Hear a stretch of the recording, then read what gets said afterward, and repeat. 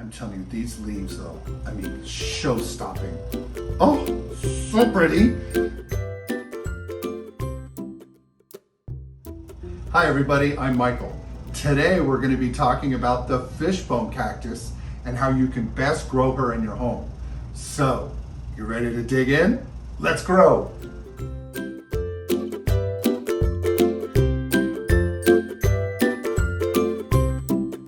The fishbone cactus goes by the botanical name Senaliceris anthenianus, and she is native to the rainforests of Mexico. So beautiful. She's often confused with the Zig Zag plant, Epiphyllum anguligar, and that plant has a little more curves to the nodes here in the leaves. This has more of a hook-shaped leaf to them, so if you're looking to tell the difference, they are very similar, and smaller leaves will look very similar, but these will have more of a hook shape. And on the zigzag, it'll be a little more rounded, and it's a really pretty plant. But they are two different plants. This one is native to the rainforests of Mexico, and it's a stunner. It's so exotic. Another difference between the two plants, between the fishbone and the zigzag, is that this will be a little thicker and plumper when you touch the leaves. The zigzag is a little flatter, and so it doesn't have as much of a thickness to the leaves. So this has a more chunky look to it. But she's just so exotic looking, so pretty. Oh, wonderful plant. You can grow her on a plant pedestal or in a hanging basket. That's the preferred way, because these plants do tend to get quite big. The leaves can grow up to 5 feet. We have one here that's about 30 inches long, and it's just a stunning plant. Absolutely love her. She is well suited for growing in your home. Even though she grows in a rainforest, she's adapted to growing pretty well indoors. This plant, besides her stunning leaves, is known for her flower as well. The flower doesn't bloom that often. The zigzag will bloom more often than the fishbone here, but it's a beautiful flower, and that's another characteristic of this plant. It may take a few years to get your fishbone ready to start flowering. The flowers will start to erupt from in between the leaf blades here, and it's a beautiful flower. Ours has not flowered yet, but I've seen some that have, and they're stunning. They tend to come out in the evening, or the late afternoon to evening, and they're this wonderful mixture of yellow, pink, and white, stunning. And this little starburst has a nice fragrance to it, but it's occasionally a flowering house plant. So that's one thing you need to know. To get her to flower more, you do want to put her closer to where she gets more light, because that's what's going to encourage her. You don't want to give her necessarily direct sunlight, but some highlight would help encourage her to bloom. But I'm telling you, these leaves though, I mean, show-stopping. Oh, so pretty. Very, we've done some other videos on our channel about like plants that have a real exotic vibe. This one for sure, right? Also the ZZ plant, the ZZ raven, what is the other one? The network plant we have over, where did I put her? She was over here. Oh, there she is. Sorry. We did a video just recently. I brought her out. The network plant, that calathea, the furry feather calathea, super nice. The wonderful oxalis. Those are super exotic plants. And this is another one that just creates this wonderful vibe. It's such a cool plant. Again, I'm looking on my side here, and you do have to be careful because I damaged the leaves. So you want to make sure you give her a place where you're not going to be brushing up against her, because then you can damage the leaves and then start to take away from this wonderful character. One thing we will be doing on this channel, and especially with this plant, because we've already started doing it, is doing some propagation videos, because these are root hairs here. And we're going to do, these are very easy to propagate. And since I really damaged this one over here, we'll probably use this leaf blade over here to make some more babies for us. Absolutely just love this plant. But you do need to give her some room. You got to give her like this is already 30 inches trailing. You need to give your plant plenty of room. So you got to make sure you don't put her in a corner or somewhere where you're going to bonk up against her, because I have already setting this baby up. I'm so sorry. Lo siento, mi amor. I bonked her here and damaged one of her leaves when I was setting up. So you do have to be careful. It's hardy. She's hardy, but she if you push hard on one of the arms, you can snap them.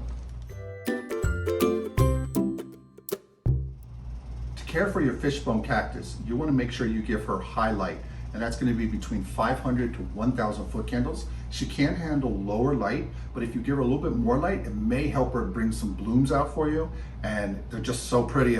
I think it's best to recommend that you put this plant where it's getting a little more highlight. It will do fine in medium light below 500 foot candles, but to encourage blooming, you want to do that. Bring her up near an east-facing window and also a north-facing window close to the window. You probably get that amount, but you can always get a light meter to test. But it's just, again, I keep going back to how stunning it is every time I sit there and spend time doing these videos with you. Thank you all, by the way, for stopping by and watching our videos. We really appreciate it. We appreciate all the feedback. But I have so much fun when I'm setting these up, because I get to look at these up close when normally from just with all the plants around our home, and it's just so cool looking. Anyways, back to plant care.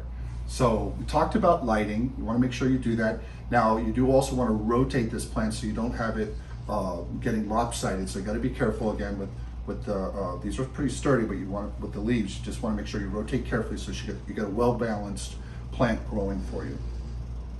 On soil, she wants a well-drained mix. This grows in the rainforest of Mexico, like I mentioned, but she does want to have some organics in there. So we recommend this soil profile, this soil mix. We recommend you use 60% cactus mix, add 10% perlite to that, 10% orchid bark, now that's getting you up to 80%, and then 20% worm castings, that gets you to 100%. So 6 parts cactus, 1 part perlite, 1 part orchid bark, orchid mix, and 2 parts of worm castings. So the worm castings is gonna help add some of that organic. The orchid mix is going to help add some of that airflow, because this is more of an epiphyte plant, so it's going to allow those roots to get that airflow that she needs. And then the cactus mix is going to just help with the perlite. It's just going to help with the drainage. So again, we'll be putting all this in the written care instructions later in this video, so don't worry, we'll have this all written out for you. So with that soil mix, let's rotate into watering. This cactus wants a little bit more water than like the pencil cactus and other cactuses or succulents you have in your home. So you can water this plant in the spring and summer every 7 to 9 days, not gonna hurt the plant. But in the winter time, go every 9 to 10 days. So if like from October on, you wanna water a little bit less. The plant is not going to be finicky one way or the other, but it's best to do that kind of regimen for the plant for optimal growth. For fertilizer, we recommend a well-balanced liquid 20-20-20, and you can add it to your fishbone cactus in March, April, and May. And then we recommend you add in a bloom booster from June, July, and August to help encourage her to bring out those blooms for you. Now for humidity and temperature, being in a rainforest, she wants higher humidity, but these are grown kind of higher up in the rainforest in Mexico, so she can do well in lower temperatures between 60 and 80, but on humidity, she probably wants north of 50%, and in a home you're gonna have less. So you can put leca or pebbles at the bottom of your outer container to allow some of that, when the water drains through your plant, to off gas and come up and add a little bit of moisture. Or you can put a pebble tray, or you can use a humidifier. You don't necessarily have to do any of those things. She's well adapted to growing in a home just on her own, but it also may help her have the ideal conditions to try to get one of those spectacular blooms to come out. I mean, you can have several blooms come out on your plant. I keep saying a bloom, but it's not as profuse as a bloomer as the Zig Zag, which those flowers are quite stunning. So for pests, to wrap up on pests, ours is relatively pest free. Haven't had any issues, but she is known sometimes to get mealybugs and scale, but we haven't seen any of those. Now, what we're going to do is we're going to encapsulate all this in the written care instructions, so you get everything that I talked about written out, and then we'll come back and do a quick summary at the end. All right, let's go on to that step.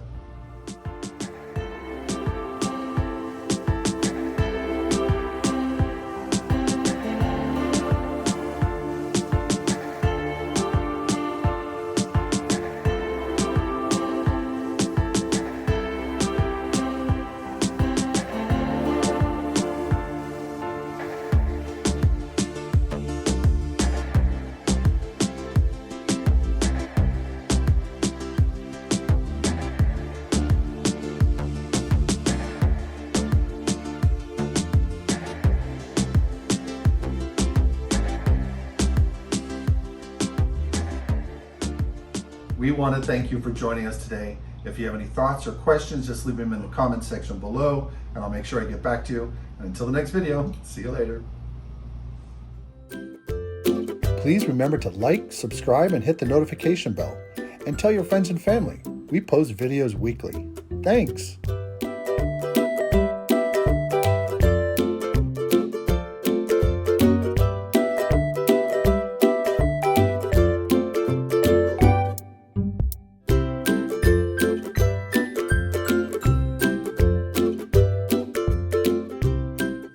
And that plant goes by the botanical name